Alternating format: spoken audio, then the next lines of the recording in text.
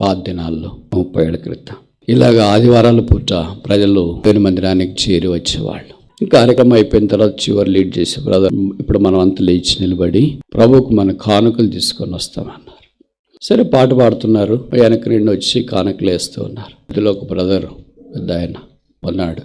ఆయన అంత కూడా వచ్చింది. పక్కన వాళ్ళు చెప్పి నువ్వే అని, ఆయన అలాగే నిలబడుకో. ఇక్కడ వాళ్ళు చెప్పు నువ్వే అని, వెనక వాళ్ళు చెప్పారు, అలాగే నిలబడిపోయారు. మిగతా వాళ్ళంతా వేసారు కానుక. ఆయన ఎందుకు నిలబడ్డాడంటే ఆయన దగ్గర చిల్లిగా అవ్వకూడలేదు. ఒకవేళ మనమే ఆ పరిస్థితులు, ఈ దినాల్లో అట్లా ఉండదు, ఆ దినాల్లో అట్లుండేది. ఎవరిని అడిగేవాడు కాదు.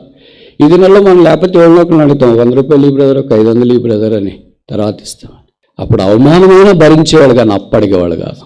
ఇప్పుడు అవమానం భరించడం ఇష్టం లేదు కానీ అప్పు అడగడం ఇష్టం.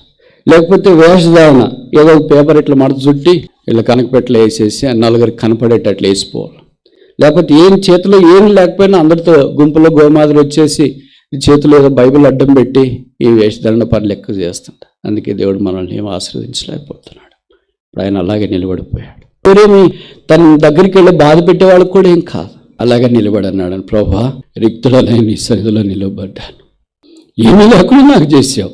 అప్పుడు పైసలు వేసేవాళ్ళు, అయినా పర్వాలేదు, ఈ అవమానం భరిస్తా. నాకు లేదంటే నీకు కూడా లేదు, నాకు అవమానం అంటే నీకు కూడా అవమానమే. అందరూ అలాగే వెళ్ళి కానుకలు వేసేసి వస్తున్నారు, నా చేతిలో ఏమీ లేదు. అందుకని నేను ఇలాగే నిలబడుతున్నా. ప్రభు అన్నాడంట, నీ వెండి బంగారాలు నాకు వద్దు, నీ కాయిన్స్ నాకు వద్దు, నీవే నాకు కావాలి. నువ్వు వెళ్ళి కానుకపెట్టలో కూర్చుంటావా? అప్పుడు ఆయన హృదయంతరంగంలో నుండి బయటికి పెళ్ళికి వచ్చిన పాటే తీయని గీతంలో చెప్పబడింది. ఏంటో ఆ పాట చెప్పనా? నా సర్వమైన ప్రభు అర్పించు నన్నే నీకు, అంగీకరించు నన్నే.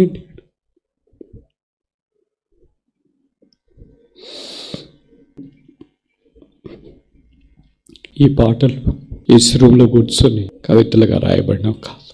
విచిత్రం ఏంటంటే ఇది నాలో క్రైస్తవ్యం అలాంటి పాటల వైపు మొగ్గు చూపి కొనసాగిపోతుంది. అవమానానికి వచ్చి దేవుని సన్నిధిలో నిలబడి ఏమీ లేదంటే ప్రభు నువ్వే కావాలంటే రాసిన పాట. అర్పించు నన్ను నేనే నీకు, అంగీకరిస్తావా? అప్పుడు రాసినాడు, నా కాళ్ళు చేతులు, నా దగ్గర ఏం డబ్బులు లేవు, ఇదిగో ఉన్నాను, నా కాళ్ళు ఏమైనా ఉపయోగమా, చేతులు ఏమైనా ఉపయోగమా, నేనేమైనా ఉపయోగమా, నన్ను అంగీకరిస్తావా? ఇదిగో నేను వస్తాను.